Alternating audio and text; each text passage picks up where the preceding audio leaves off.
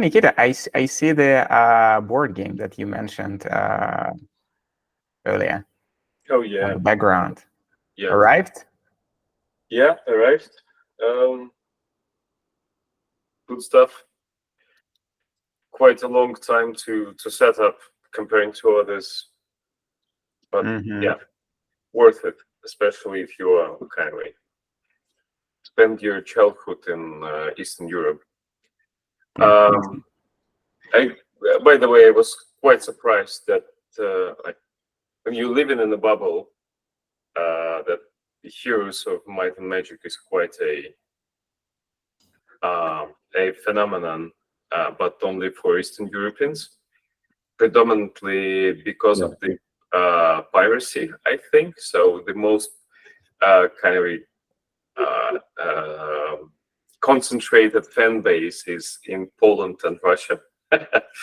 um, yeah, and it's not as such a big hit in the US, for instance. Yeah, that's interesting.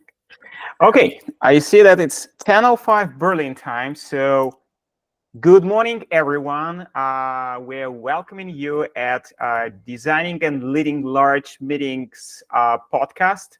This is the second episode in a series, and today we're going to talk about how to cook these kind of sessions. But first of all, I would like to introduce to you the three speakers, hosts, whatsoever, who are going to deep dive into this world of large meetings.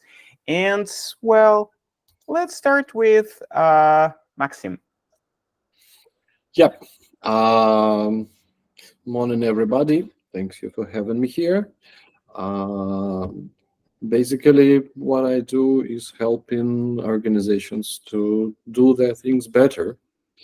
I have the experience in management from technical as a CTO because I have the engineering background to product ownership.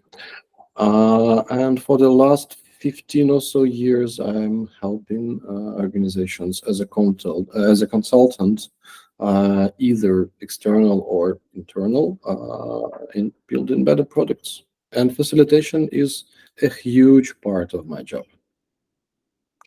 Thank you, Max. Uh, and the stage goes to Nick. Yeah, Nikita Filipov, co-founder of On the Money, doing product stuff most of my life now. Previously, process life. Um, yeah. So yeah, basically helping people. That was a kind of the universal thing to say from Maxim. Like Ready? helping people, but kind of from the inside of the company, still kind of believe that uh, building products, it's more about like building people and the pinch of vision. Uh, yeah, that's pretty. Last 7 years, I'm just building the company in the UK. Now we're scaling to Australia. Uh, Company is quite remote, distributed, respecting the fact now we're in Australia. Um, yeah, that's pretty it. Thank you and welcome. And my name is Anton Zotin. Uh, I live in Berlin and I also kind of help people. I worked for a while inside of the companies and I've seen a lot of cases where good people were struggling a lot while trying to build awesome products and services. So I decided also to move to the path of the organizational coach, help to establish a proper structure, a proper ways of working. As Max mentioned, when you work with organizations, you have to deal with situations where Yeah. you gather a lot of people in one room and how not to make it a mess, but a productive time spending. This is a big part of the facilitation. And the So, pleasant one. oh yes, if it's done the right way. Yeah. Yeah.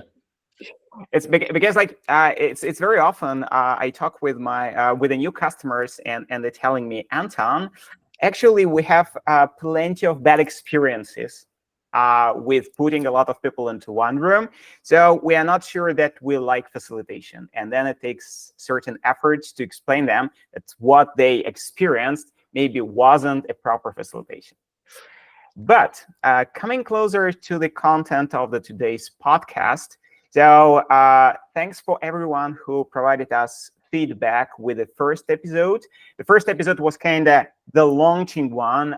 We in general were talking about why the hell to gather so many people in a room. Nikita was playing the tough role of the big boss, I'm not questioning. playing. I'm not playing.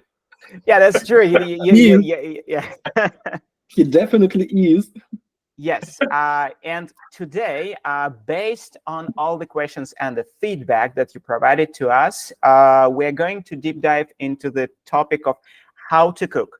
So we are going to structure our remaining 80 minutes into 3 parts.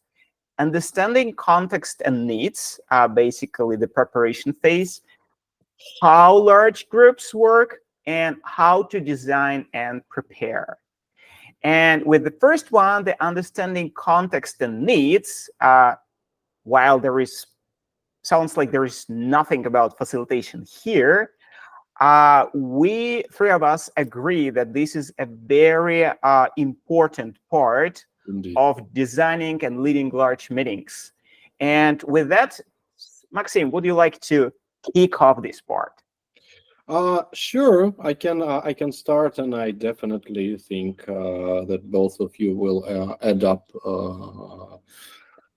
some valuable things here. So first of all, I do not consider a facilitation to be a kind of service. Probably because of my product owner experience, probably because of my user experience guy job. But still, I consider the large facilitation to be a product. Because we have customer, we have end users who will be the participants, and we need to organize the experience of talking about something, deciding something, implementing something, and all that stuff. And I look at large facilitations in this way as a product owner, first of all, from a product owner role, because I am the product owner of such a product. And in some ways, it is simplifying the structure of what should I do then. Because if I'm a product owner and I'm looking forward to deliver a product to my customer and end users, what do I do? So I start with identifying the current experience, the needs, and the problems. So I go to the customer and especially I try to involve some other key roles that will be on this facilitation. And I ask them questions. I make the usual thing with interviewing your customers and end users. So, what do you want? So, how do you perform the job now? What problems do you see over there, and stuff like that. And having the experience, for example, if we are talking about strategic session, yeah. So there are so many facilitators who deliver standard facilitation sessions plans, but in terms of a product, I really do not know what people mean when they're talking about the strategy. What do they want?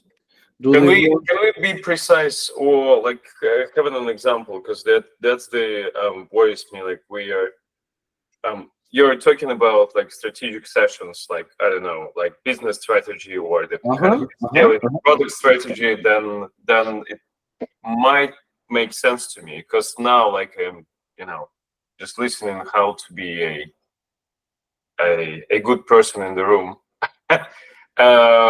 Predominantly thinking that somehow we need to get a without, I understand that still somehow we covered whys on Yeah, the previous on the episode. previous one. Mhm. Yeah, but still, can we take the some kind of an example? Let's go Sure, through the sure. product strategy. And my first question still, like we call it large scale meeting. Like let's define the number. Like what is large scale? When the large scale starts? Is it 15 people, 20 people? So just I can kind of imagine like what's going on there in the room, or Uh-huh. So yeah, I just switched to that. For example, if to take the exact strategic session, the example of exact strategic session, what we can think of there. Yeah, so one of my former clients wanted to run two parts of a strategic session. On the first part, they wanted to have like 25 people of the key management and key stakeholders for the strategy. And on the second part, they wanted to have all the team leaders in terms of sharing the strategy and taking it further into a detailed plan of over a year work. So in the first part we had like 25 participants. On the second part we have like 70 participants. 7-0, you mean? Huh? 7-0. 7-0, yeah, seven Yeah. zero, yeah. Because we had the experts, we have team leaders, we had some key employees and stuff like that. So and this is actually the usual thing when you want to organize the strategy meeting for like a year or a year and a half horizon. First of all, you identify the key capabilities and limitations, and then you ideate what you want to do, and then you involve people in order not to spend too much time on alignment when running the strategy. But let me briefly return to the initial to the initial thing when I started to talk about considering the large facilitation as a product. Because first of all, we need to identify the needs. And after we have identified the needs, what we usually do when owning a product, we define the value to be delivered. Yeah. Yeah, and So, can you bring the example in that sense? yeah. Like, what was the question like gathering 20 people and then 70 people, which is May I jump in? Yeah. I'm just So, really there is an example in my head, just uh-huh. super recent, and it's very related to your story, Max, about like that we see a facilitation session as a product. Mhm. So you know that in a product development world, there is a concept that very often, if you speak with your clients directly and ask them, what do you want? They will ask things that not necessarily they need. They will ask for Indeed. solutions. Yeah. And very often, if we talk about facilitation, the original request from our clients is something absolutely not what they really need. Yeah. For example, just recently, I was contacted by a company, and they said, Anton, well, now there is AI everywhere, and we decided for our department of 20 people to change the way how they work.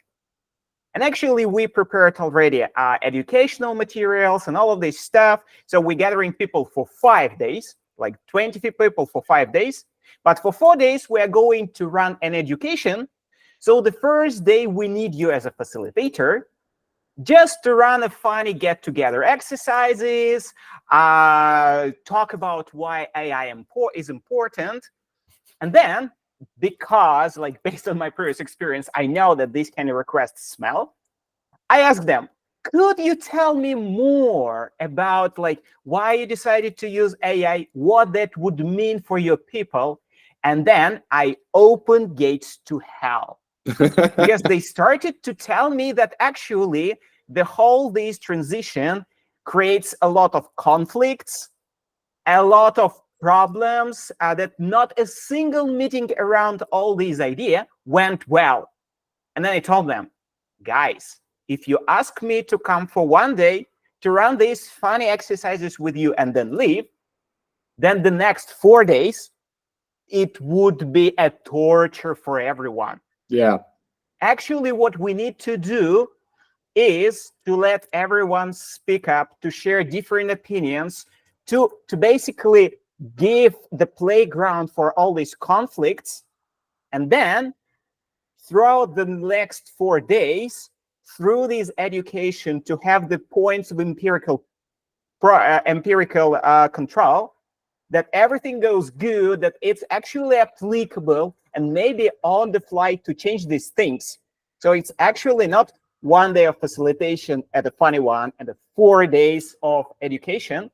It's actually understanding all the problems, all the needs, all the pain points on the first day, and then in between the educational parts, making sure we are still moving towards the right direction. Mm-hmm. And when I shared that with them, they said, Oh, okay, actually it makes sense, but we even didn't know that these kind of things are possible. We thought facilitator is the person whom we ask to do action A, action B, action C, and then the person is gone.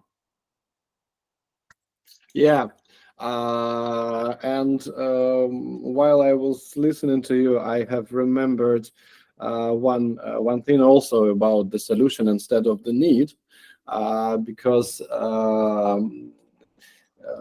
one customer asked me to make a strategic session, and I asked them, okay, so are we going to have your customers over there? They said, why? Why do we need them?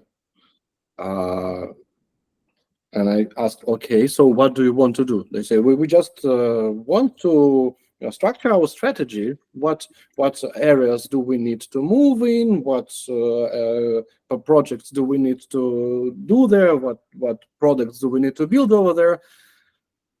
And I said, and I asked once again, so will we have your direct customers over there? And they say, why do we need them? And I, okay, so do you serve with your products and services for them? They say, yes, for sure, of course. And like, It's in our mission. Yeah. So why don't we going to have them over there? They, oh wait, and of course this pivoted the whole facilitation and the whole vision over there 180 degrees, because they were not going to ask their customers about the problems they have. Yeah, so that's it. And yeah, Max, maybe I'm just a little bit foreseeing the future, Yeah. but originally we thought that this podcast is about like the how to cook thing. Maybe you can share the very hands-on examples of how you gather the context and the needs, as we now highlighted that it's important. oh yeah, sure. So I know, because when we were discussing with you, Anton, I know that you do it the different way. But let me briefly introduce you how I usually do this. I have a special interview script for that. And the basic questions I start with are about the context of the facilitation. So what is happening in the company that leads you to the need of facilitation. Yeah. It's Also, never happened to my company. I tell you know that. this. I know this. I mean, like, that's the kind of a silly question. Nobody put this question that way. I mean, like, nobody wants facilitation. Yes, Uh, exactly. like, Exactly. from my understanding, like, I was thinking that facilitation is more like a, you know, the way of doing things rather than the product itself. Sure. This is basically why I asked this question, because facilitation is the way of doing something, but not the goal. Yeah. So I need to understand what leads, what problem and what need leads people to have this enormous investment of people's time and attention, like a week of 20 of working 20 people. So why do you hell need this? Yeah. So what is the business context leading you here, and what are the organizational processes leading you here? Because as we have covered on the previous podcast, it is enormous investment. Yeah. So after that, I'm asking about the goals and focuses. So what do you want to achieve? How are you going to use the results of this session? How are you going to work with the decisions made on this session? And here, with this set of questions, it is very often when I discover that they do not know. In that sense, before we go somewhere, I just want to stress to everybody, which is, I don't think that was clearly articulated previously. Basically, the proposition is that when we're talking about like large scale meetings, it's something close to the very simple understanding inside that anybody can catch if you are inside and want to invite somebody or organize the meeting. Basically, the trigger is, it looks like there is too many people should influence the decision making, but we are not doing it. We're not doing it because we don't know how to put the loads of people in one room and not create the kind of the bloody bath there. Because if you have as you mentioned in your example, if you have a leadership group of 20 to 30 people, that means the company is relatively big. Or like there could be another part of which is good, that the decision making is quite decentralized, which we are fighting for most of the time. But respecting this, we understand that the kind of the left wing of the company and the right wing of the company can be like 180 degrees opposite directions, and they have their own understanding, and it's definitely not safe to put them in the same room. Absolutely. Yeah, that's the kind of the point that we have to understand. So that if we are, and that's the kind of basically the first part of the preparation, like to be sure that everybody understand the why.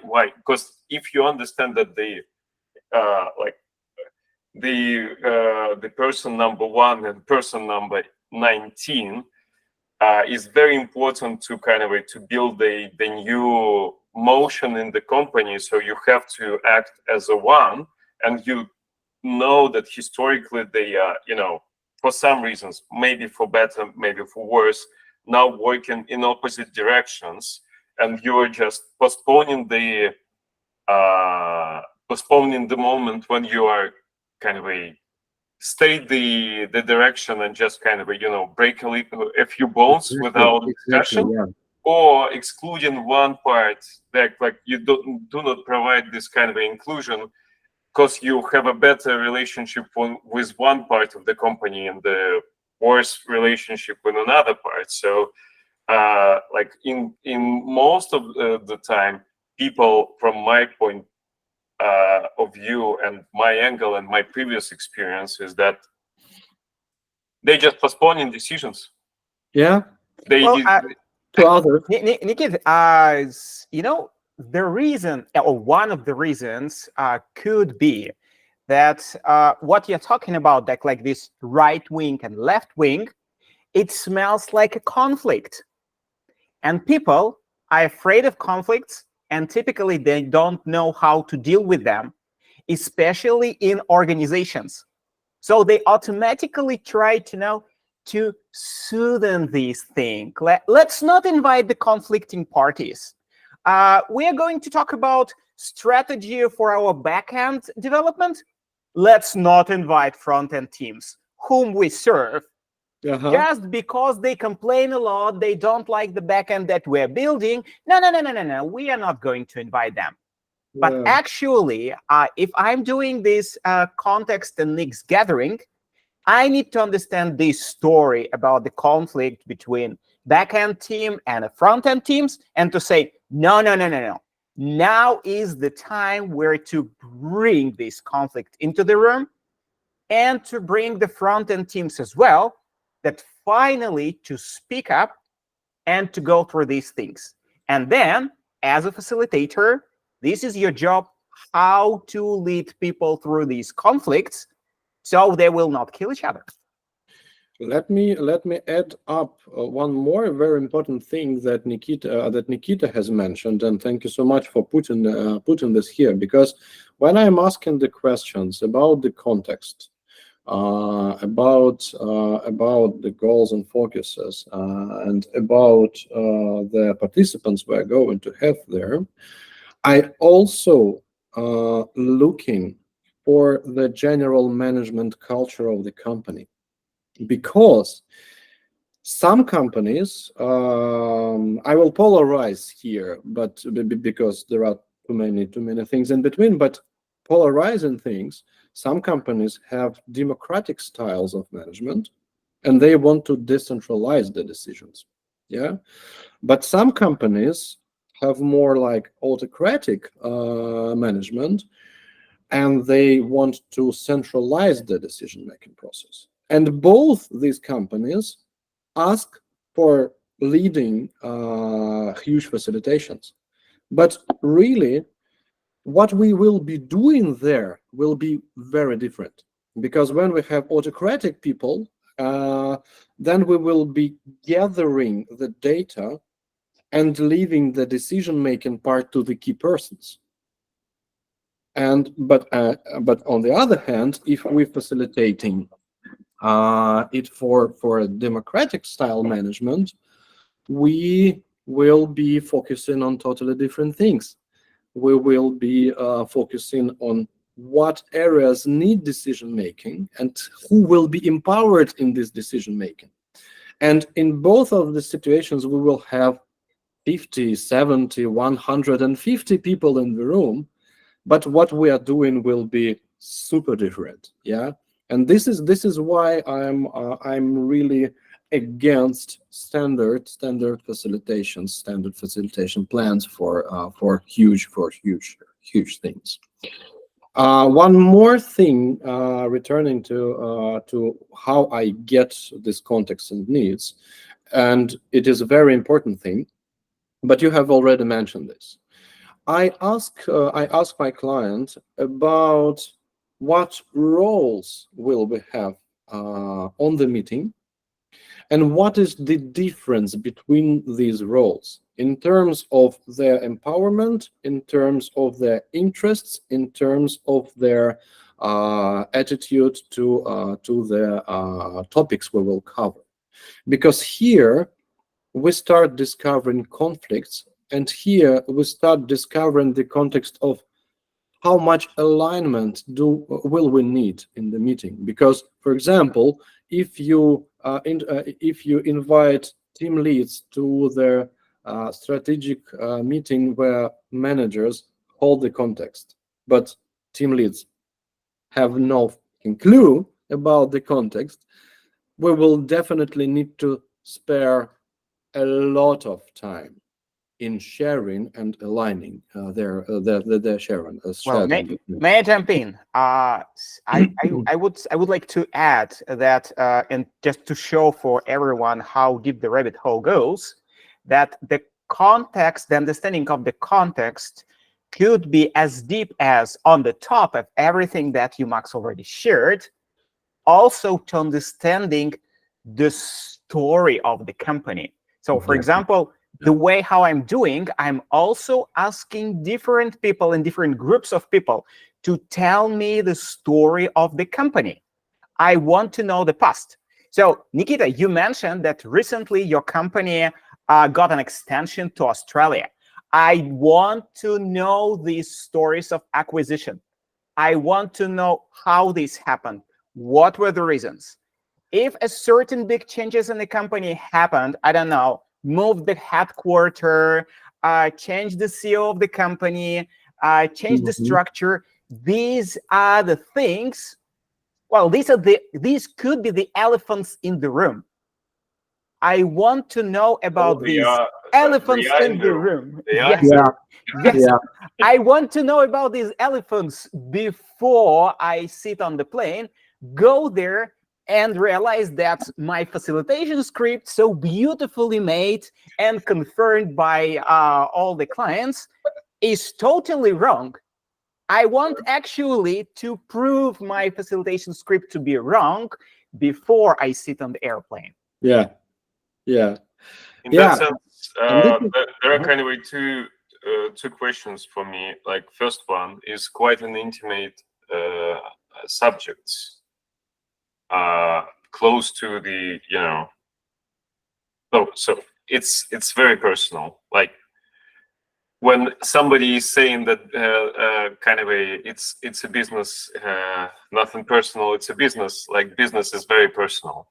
Yeah. And that's kind of why we're sitting here discussing the issues that the organization has. So the first one is the kind of I mean, like, it looks like, and when we're talking about personal things, that the kind of the level of openness of the company and the leadership group should be like that magically fairy tale style openness should be there. The fact is that if they have this kind of level of openness, I don't believe that the company gonna have the issue of organizing something themselves. The question number one is like what to do. Like, and it doesn't. I think that people who are kind of who are listening us in recording, they are not consultants, right? They are probably inner change managers, leaders, whatever. Like, people who they give a shit. They care. So and even if you are insider, there is a kind of a level of trust to crack on it. So the question is what you are doing to kind of to facilitate facilitate the process of being closer and more transparent, because as I said, it's very intimate questions you're asking. Because like, from my understanding, it's like, it's going to take a few months to build trust between the person who is asking questions and people who is answering them. That's the first one. And the second one, you're asking all these things to do what? So how do you apply it? How this information, like, beyond the fact that obviously there are some painful questions that you want or won't ask, that's kind of I can understand, but how this kind of a context gathering goes to the practical part of like implementation, or it's still easier to run the facilitation, or the part of the facilitation going to be the agenda items, gather agenda items. That's the kind of the universal way of doing things, right? What's the difference, though? Nikita, I think, may Sure. yeah. So in regards of how to apply, I think we are going to talk about these in the third section, which is how to design and prepare. Exactly. In regards of the establishing this relationship, you are totally right. If we want to get these uneasy, hidden, and not welcomely sharing information, we need to establish relationship. So I even explain to my clients that I'm going to run, let's say, a gentle, subtle audit of your organization or a part of organization. And typically, I teach my clients that we need to start working on a preparation of the session at least several months before the session will happen. And the bigger is the session, the longer time should be between the start of the preparation and the happening of the session. Or we should be prepared. So there are cases where there is an urgent need. I don't know, the competitor really something that is killing our business. In that case, I'm preparing my clients that most probably the facilitation script that we are preparing will go to the trash bin after 2 hours from the start of the session. And then this is a totally different thing. Maybe we should even create an additional episode on a facilitation on the fly. Yeah. I call this a facilitation freestyle. Yeah. But yeah, maybe it's Maxim. Do you have something to add, or we can maybe switch to the second part of our agenda? Yeah, but basically, I was continuing the thought you just mentioned, because the question that Nikita puts really bridges us to the next topics of this podcast. So probably I want to make some kind of structured conclusion for this first part about the gather and the context. Yeah.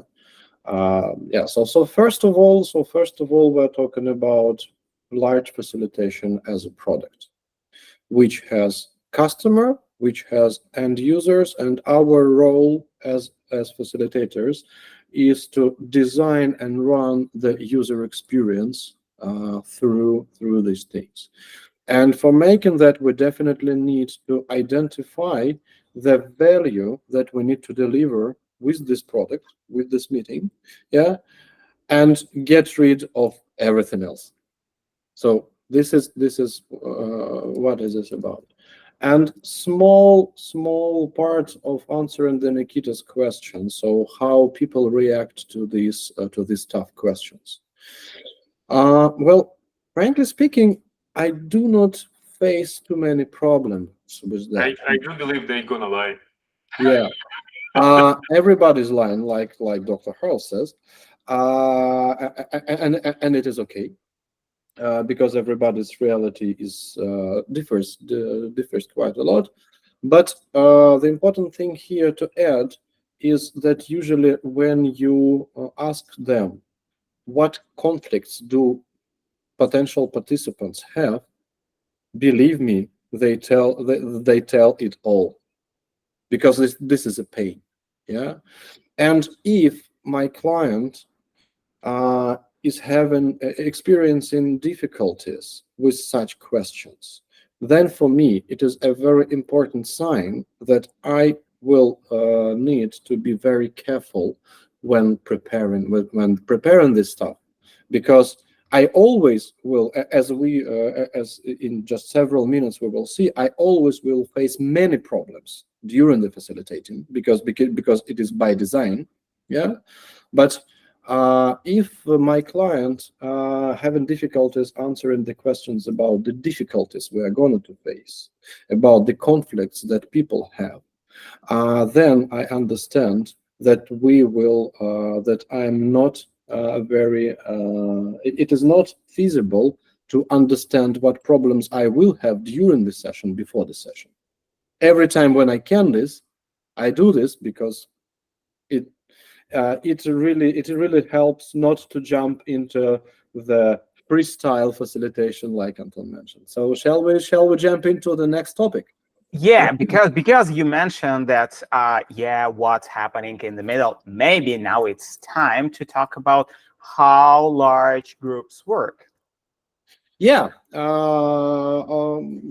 Okay. So I will try to be as short here as I can because when I was thinking about this podcast episode, I was trying to get rid of as much theoretical stuff as I could, but I need to put two things here. The first thing is about how the group decision-making process works, and the second thing is how people work in a group. Yeah, because there is the process we're facilitating, the experience we are designing, and there is some people stuff, well, with their emotions, with their presence, with their fears, with their hopes, and we need to manage these things if we want to cause some productive and pleasant communications. So first of all, in terms of the group decision making, yeah, and we all face this. Let's be honest. You step up into the room, you throw the topic, and what you expect that people will talk about it, will share their opinions, and they will come to the conclusion. And it never works this way, yeah, because every time you throw a tough topic, you see that people diverge in their opinions, yeah, and you find yourself in a catastrophic situation when you cannot do anything focused with that. And especially it applies to the large meetings, like Anton and Nikita has told. So facilitating the big group is a mess. We didn't ever have a great experience of that. Yeah. So this is the reason. This is the reason why this happens. So how can this be fixed? The classical way of fixing this is greatly described, for example, in Sam Kainer's book, The Facilitator's Guide. Yeah. So let me show the picture. The famous one. Yes. One of the famous facilitation books. So how this group decision-making process works. Yeah. You throw the topic, and I believe everybody of you have seen this for 1,000 of times. That first that people do, they start talking about what they always talk about this. Yeah. So you ask them about the problems they have in the company development, and for the southern time, you start hearing the common things. Yeah. So, and this is how it's happening. The divergent phase of different opinions. Yeah. So, but you need to manage it somehow to come into the decision. Yeah. So when you design such a decision-making process, what you need to design? You need to design different phases. So you cannot get rid of this divergent opinions phase. So you need to design some things for that. For example, if we're talking about the strategy, yeah, like we mentioned several times today on this podcast. So if you are talking about the strategy, what here can you facilitate for moving? So first of all, we can work on the problems that company has with its moving on. Yeah. So second, the abilities. Yeah. So third, what have we done so far and what experience did we got? So this is the phase when you get a lot of information about the company, yeah. And if you want this to become a focused strategy, then you definitely need to structure these capabilities and limitations in several areas where you want to move on. Yeah. So you will need to facilitate some kind of convergent stuff. And there is always a pain in the middle. You cannot get rid of the pain on the large meetings. Yeah.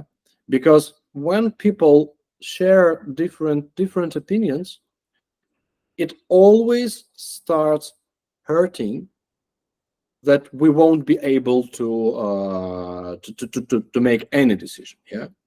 Max, sorry. And this is what we're doing here. Max, I would like to jump in. I don't know actually either you're going to talk about this or not.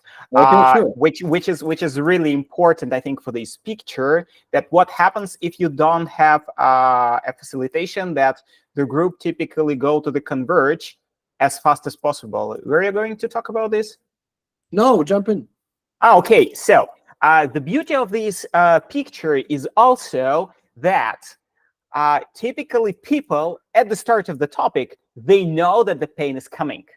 Yeah. At the start of the scratching the surface, they already know that there is so many different opinions in the room, that let's go for the easy, obvious, already clear how to do solutions. Yeah. So basically, very often people in a large group avoid the pain zone by converging too fast with obvious, simple, why the hell we gather together solutions. Yeah. And that's the reason why Max is saying that we need to have a series of exercises. Basically, these exercises keeping people on this diverging phase and slowly moving them to the pain point. Yeah. And they don't go nuts with that. Yeah. And there is no way of not getting into the pain zone. And this is the crucial thing about the facilitation, because your role as a facilitator is to design the group process of going to the pain zone, going through the pain zone, and after that, the conversion in the decisions. So this is why when I was answering the Nikita's question, yeah, I was talking that we definitely will face problems, but I try to know about the problems beforehand, and everything I can do here is basically what you want. If you want to solve the problem, whatever the problem is, you want to know these problems to kind of not to be avoided on this, on this facilitation, right? Yeah. Because otherwise, what's the point? Yeah. Otherwise, I will just shoot into nowhere, and there was no. So, and this is very briefly talking about the decision-making process we need to facilitate. Yeah, when doing this stuff. The second thing is how people behave themselves in the meeting. Yeah, and in general, they behave with everything in the same way. So if we will try to understand how the energy that they put into something is distributed over time, yeah. So basically, we will have 3 different phases of people attending the meeting, and in the first phase, when they has just come in the room, yeah, their need will be, how can I be present here? What is my value here? And is it safe for me here to act? Yeah. And this is the natural people behavior. All this thing is coming from one of my educations, because this is taken from the Gestalt therapy. And when you're working with the group, you need to understand what's happening, not only with the people's doing something, but how do they feel themselves. And first, when they come into the room, they need to understand that it is safe here to play. But it's not safe. It I is mean, safe. like you cannot design it. I mean, like it's not can. safe by default. You can. I mean, like that's the. I mean, like if you have a tension with a CEO, or you just kind of have your understanding. This is a CEO, and you are like, I don't know, whatever, something that not kind of equalizes the CEO level or whatever of the board members or shareholders or whatever, like any hierarchy. Yeah. Even the most flattest company gonna have this issue. Even it's not the kind of the org chart issue. So people all the time they building the hierarchy in their brain. That's how we behave, right? So you kind of you but and I'm not talking about now. I'm talking about that the it's not the issue, but it's a kind of the matter of fact. It's a kind of a setting. That the all leadership group most of the time it's a kind of testosterone stuffed alpha behavior people, and they are kind of smiling and want to hug you. That's the slightly different hug, like the bear hug. But listen, this is the exact reason why I'm talking here about this, because if people do not find themselves in safety, they won't engage. And if they won't engage, and you know this for sure beforehand, just do not take these people in the room. Just make, for example, a strategy and share them this strategy. But if you really want the group of this size work, you need to establish some kind of safety here. And there are really different ways of doing this. Give me at least one. Give me at least one. For example, sure. It is a funny one, but it is from the real experience. When we had the C-level people in the meeting in one company, and I believe I told this before, but still, this is a great example answering the question. So if we have a C-level, we had a C-level on the meeting, we had the exact agreement shared with everybody that nobody will be fired as a result of this meeting. Sometimes we need to go to these kind of extremes, because otherwise there is no sense of getting people here. Really. And what you're talking is a real classic problem of large meetings. When we get people there, they do not feel themselves safe, especially when you're taking like 70 people. Exactly. So like you're basically taking juniors and the C-level person with a different time in the company in the same room. The juniors not talking at all just because they don't think that they have an opinion or right to have an opinion because they are too young in this company. Sorry. I just shown that I can relate. Just to give you an even more. Just to give you even more crazier example. Once I was in a situation that I had an agreement with the founder of the company, and the company size was 70 people. And the topic was, unfortunately, it's NDA one, but we had an agreement with the founder of the company that at the start of the 5-day session, he will promise that no one will be fired in 2 years. And this promise was recorded. Yeah. Just to give you how crazy this could be. Yeah, there are actually more simple and less extreme ways of doing this, because if you want people to contribute to something, you first need to give them the voice. Yeah, and when you're doing stuff like what are your expectations about these meetings, what do you want to be here for, what the results, especially you, everyone, each of you want to go out with, this really introduces this presence and safety stuff. But let's move on, because we have, I really can talk about this several days, guys, because this is many years of We experience can here. talk for several hours as a minimum. Yeah. And Well, guys, when I teach facilitators, we spend here a whole day about how this concept works and how we can address it with the facilitation plan. Because really, you are not only facilitating the people decision-making process, you are really facilitating and easing their engagement. Yeah.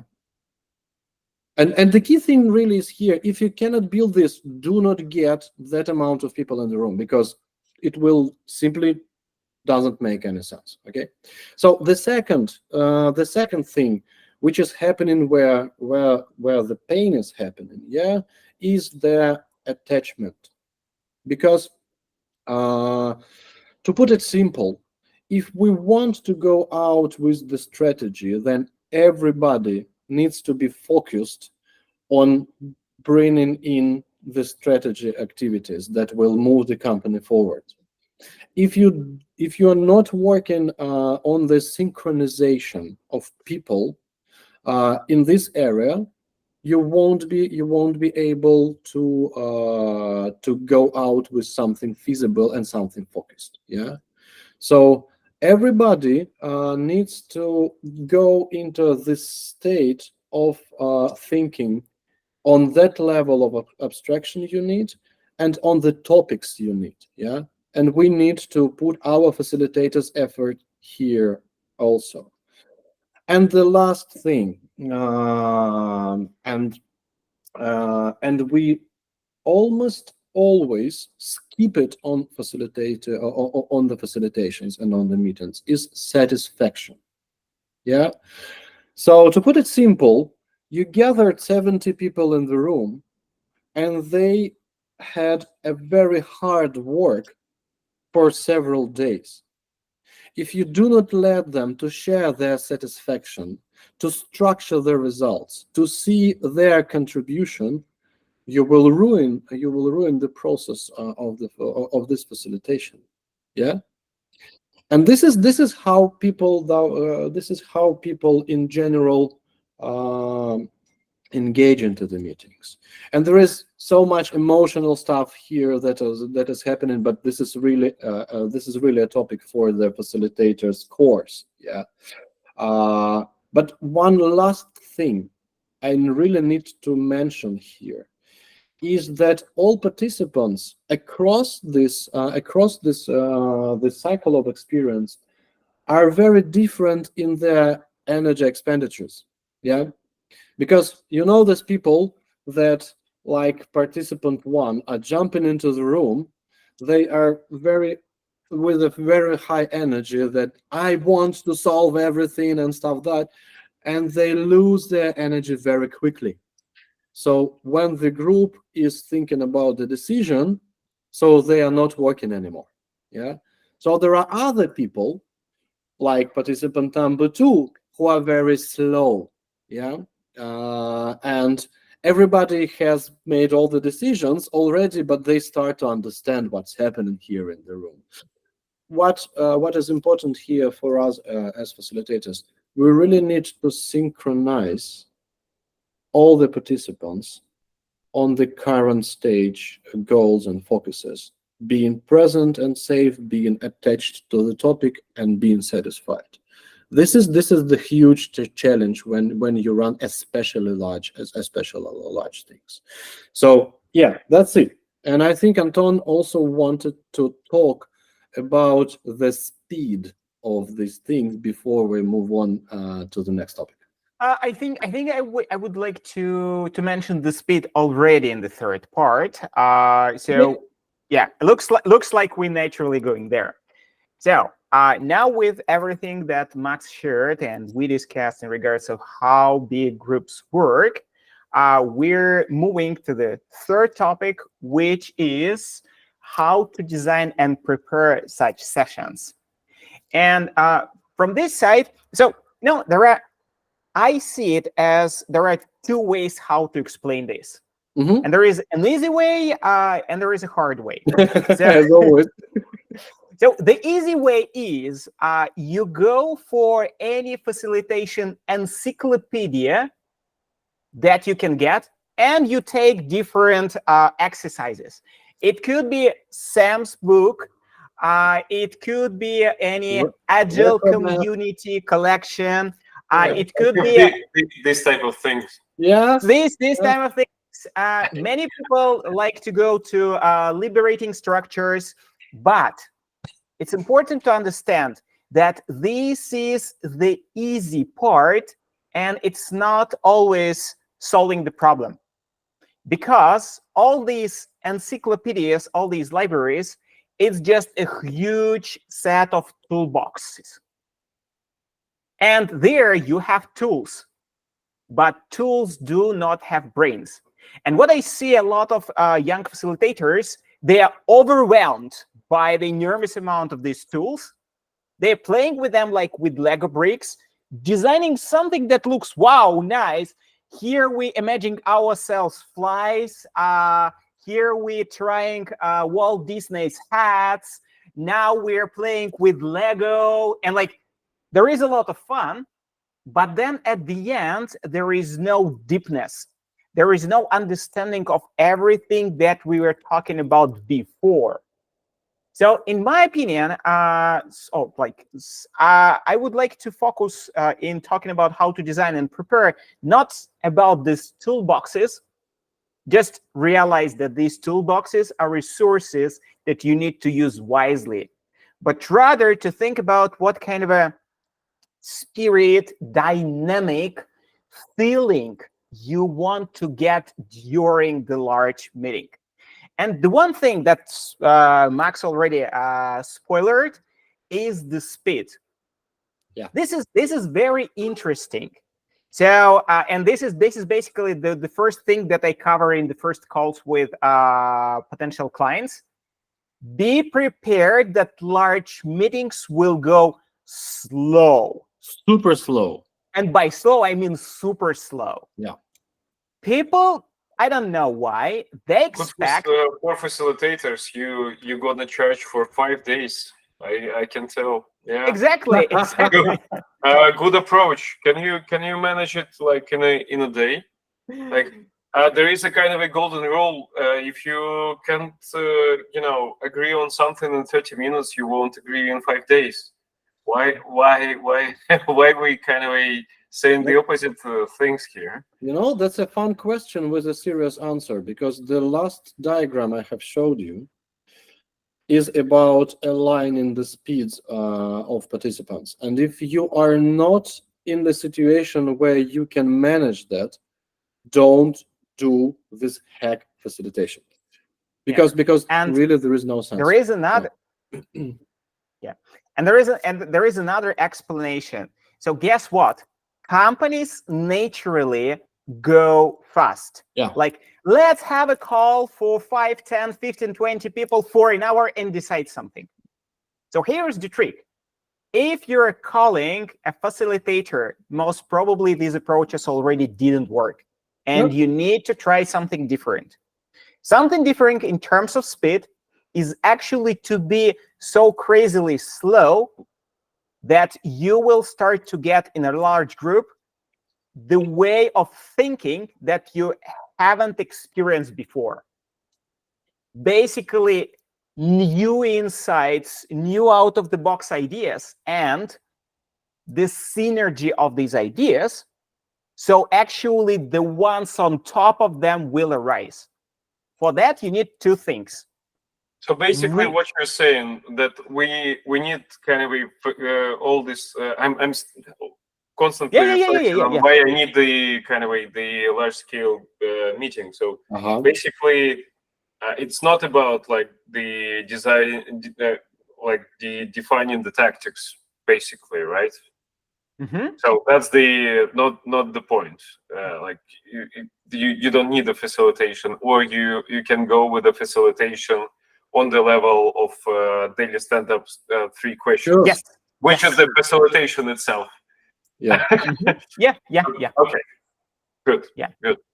Let me briefly throw something also here, because you, Nikita, showing one of the key things we're talking about. Yeah.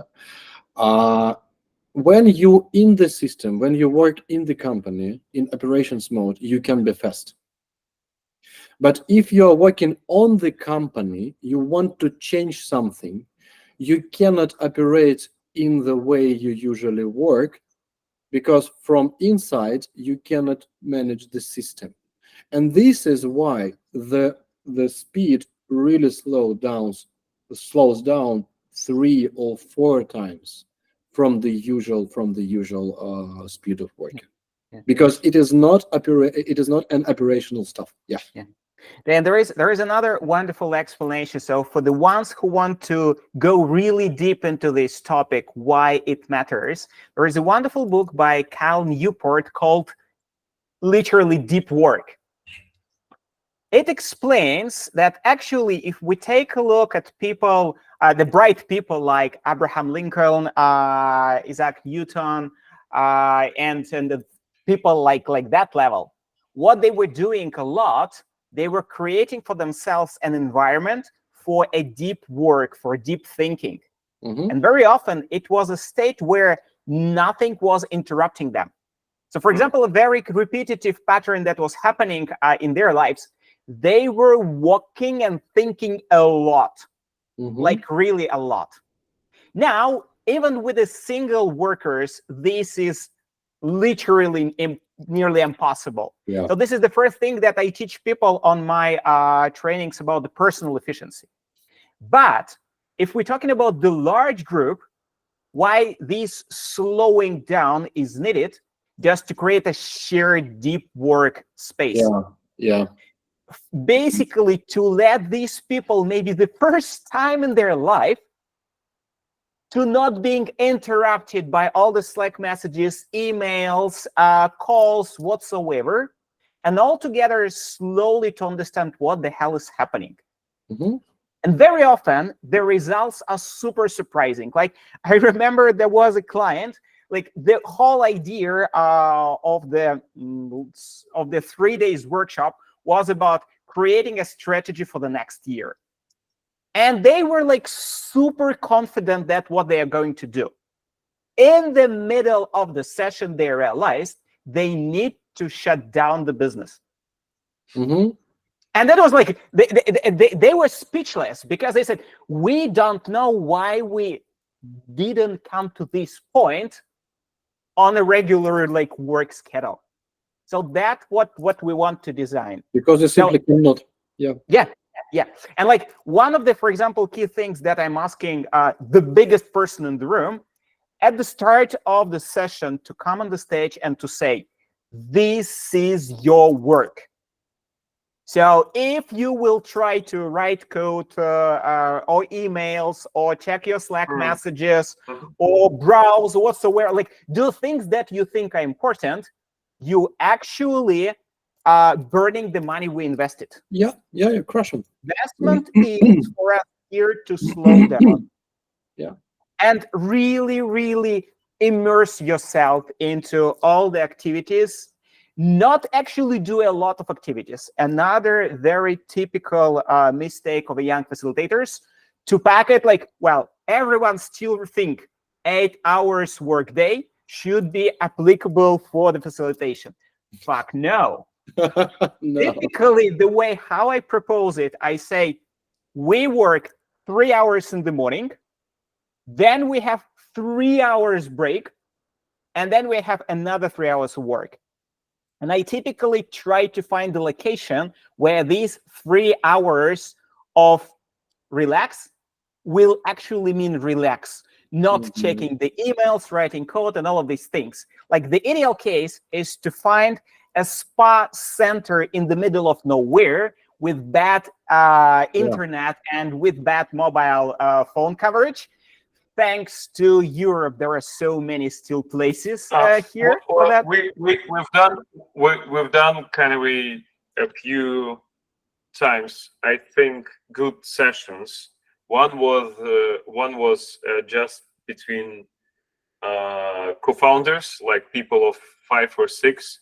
And we've agreed like to spend a week together here in Cornwall, which is a local place for surfing. So basically, what we've done, we had a 6 a.m. to kind of a 12 a.m. That's the basically surfing time. Then you having lunch, and right after the lunch, you have a kind of a 2 or 3 hours of chat. Then you have a dinner, and then you kind of finalize in the day, just seated in the kind of in a meeting room. Another one was kind of a good exercise, I think. It was a kind of a 3 days. So we've kind of chartered like a few boats, and the sailing wasn't the kind of the main exercise, but it's a kind of was a like the filler, let's call it that way. The filler. So basically, you're spending some time briefing the team. What does it mean to be on a board? Explaining basic stuff. Sailing for 1 or 2 hours to another city or town. Here in the UK, it's a kind of it's possible to have a short legs. So you're getting out more in the boat, then go into the hotel, having a dinner, then you have a kind of 3-4 hours session, then go sleep, changing the place. So, but yeah, the point is that that's the kind of the bringing the safety net for everybody. Yeah. And like the actual work is like 3, maybe maximum 4 hours a day, and then it's more productive, because the one part of what you're saying, and I'm just concluding it now. So half of the job is kind of to create a safety space. The another half of the job is kind of give a voice, and like if we assume that there is 8 hours in a day, like working hours, like 4 of those you are building the kind of the preparation to give the voice and safety net. Otherwise, like it doesn't work. Oh, like we discussed, Yeah. And guess what, Nikita? You just described what facilitator should do, because this is the designing of the session. You are designing the whole experience. Yeah. Let me also share some things in a short structure. I see that we do not have much time left, but I will try to be super short. So in general, when designing the sessions and preparing for the sessions, I focus on 3 main things, which are mostly covered by you guys. So first of all is the space, where we will work with all that. And I really like to do such things offsite without good internet connection, and God bless Europe for that, really. But there are some more things about the space, because space is not only the venue where you work in, but how you organize the space. And this is also very important in terms of safety and productivity and pleasure. Because, for example, it is very great to use the information radiators in the space. So everything you are doing, everything you are covering, you are putting on the flip charts. So when the next day or the day after that, people step up into the room, they can see all the results and they can refer to all the results here. Yeah, because when you are simply working with the presentation, nobody remembers your 40 deck slides deck. You really need to design the space to be the actor of the facilitation. Yeah, in terms of tables, in terms of seats, in terms of flip charts, and when when I send the rider for the space, I always have this strict requirement of putting something on the walls. If we cannot do this, this room won't work for us. Yeah. Max, may I jump in just to give Yeah. an example of how easily you could fuck up your large facilitation Go on. session with the space? So it's literally here. So there is one thing how to destroy it, the overall space experience is if you have problems with oxygen. Yeah. So this is Yeah. a CO2 measure that it's constantly with me. Yeah. Guess what? I've seen large event spaces for hundreds of people. You turn this shit on and you get the red signal. Yeah. Meaning the CO2 level is so high that the neurons dying. So it's not about already cognitive performance. It's about run away. They cannot work there. Yeah. And it is very important because when I'm going to facilitate a session in the room or in the venue that is not known for me, I go there and check in beforehand whether it is worth of working here or we cannot work here, because this is really can ruin the stuff. And the last thing about the space, yeah. So we have talked about the venue, the oxygen, yes, the information radiator. So how you design the space. There is one more thing on how you design the space, because you need to deliver some agreements for the people in this space, because otherwise they do not understand what is expected here and what is not expected here. The simplest way of doing this is providing some kind of agreements. For example, let's explore over the explain. Yes, let's listen over talking. Yeah. Sometimes I do this with the participants. Yeah, but this is also something that sets the space to work. Yeah, and this is the first thing I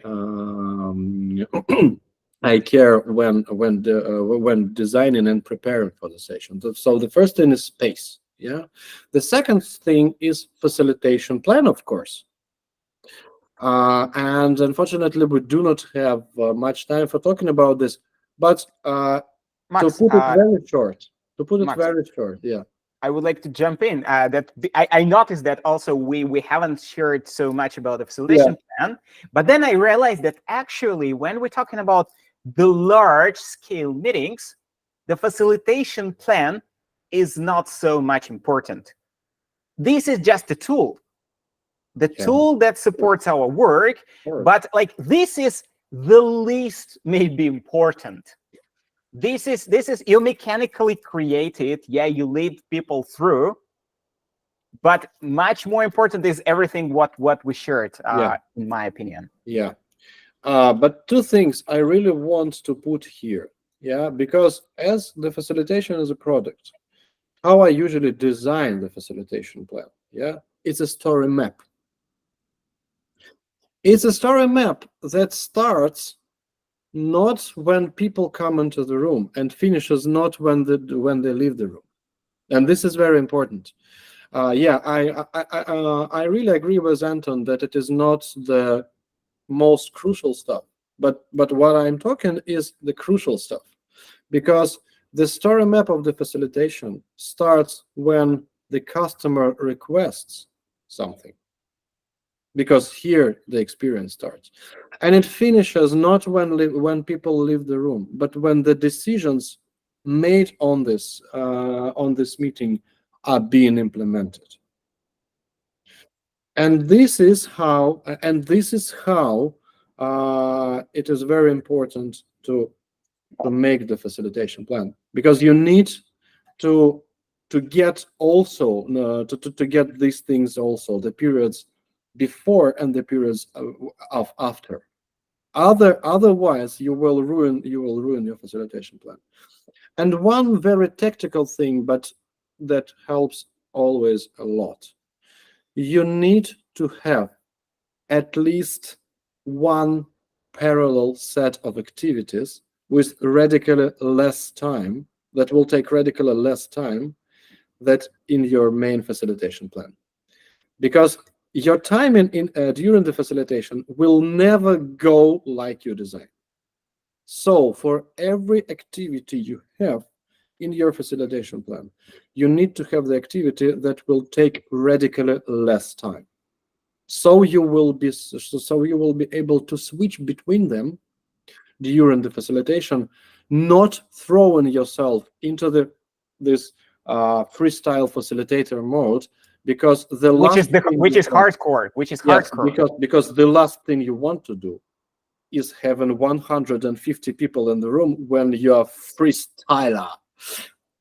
Yeah, it's doable. It's doable, but you need to have so much experience to do There this, is, and and there is, even with that, you will be dead then for days. and the risk is high. Yeah, Yeah, yeah. Sometimes I do this, but I it's fun. never It's want I fun. never want to repeat this. Yeah. But just to give the metaphor, it's an extreme sport. Yeah. It's It's a a fucking definitely extreme sport. Like the adrenaline is high yeah. because you don't know what is going to happen in 15 minutes and half an hour. At the end of the day, you're in the flow. Adrenaline is high. The energy draining is enormous. Like people coming to me and saying, Anton, how are you still active? I'm saying, the payment will come in the next days. Yeah, yeah, exactly. And the last thing I want to mention here, especially for the situations that Anton mentioned, when I have a large group, I always try to have a co-facilitator, at least one, so I will be able to switch roles. One is active facilitator for the moment, and another is thinking of how this thing will move on.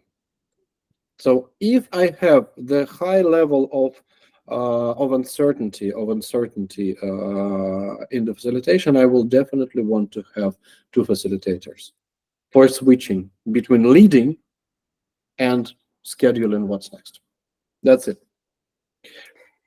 Okay, I think we're nearly on time, and maybe we have even an opportunity for a few questions from an audience. So, Nikita, you're the magician of the Unmuting. yeah. Yeah, I'm just advised everybody to kind of to become a contributor so that we can take the questions. Yeah. So yeah, if somebody has a question, please. Good morning, everyone. Morning. Thanks a lot for the episode. I have a very, very quick one. Could you please maybe expand a little bit on satisfaction part? You remember there was presence, safety, attachment, and then satisfaction. Mm-hmm. If to make it very briefly, the only thing that causes our satisfaction is when we finish something. And when we finish something, we need to authorize that we had finished something. And we tend to very often skip this part. that you guys did this job. You guys came to this conclusion. Everybody has contributed in here. Yeah. And if we skip this part, we skip the most important part of engagement, when people realize that it were them who caused the value of the meeting. So if you do not care the satisfaction part, you do not care the people's investment, and they hate you about that. Does it cover your question? If you have to be very short. Yeah, thanks. Sounds clear. Okay. Anyone? Any other questions?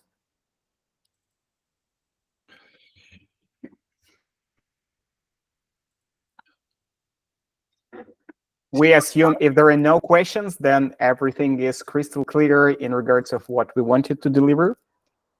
Yeah. Sorry. Oops, get up the camera. Hi, my name is Jonna. I just wanted to know, because I missed the first part, if there's also a replay of the first part somewhere available. Yes. Yeah. And where would I find it? On YouTube and on meetup.com. The link is within this meetup, and there you can see the previous meetups. Okay, and will there be more sessions where we continue? Of course, definitely. Of course. Yeah. Definitely. Yeah, I would have had 1,000 questions, but they were all on the way, and now they're kind of like gone. Next time. Yeah. Just But anyway, thank you very much for your time and your input. Thank you for joining us.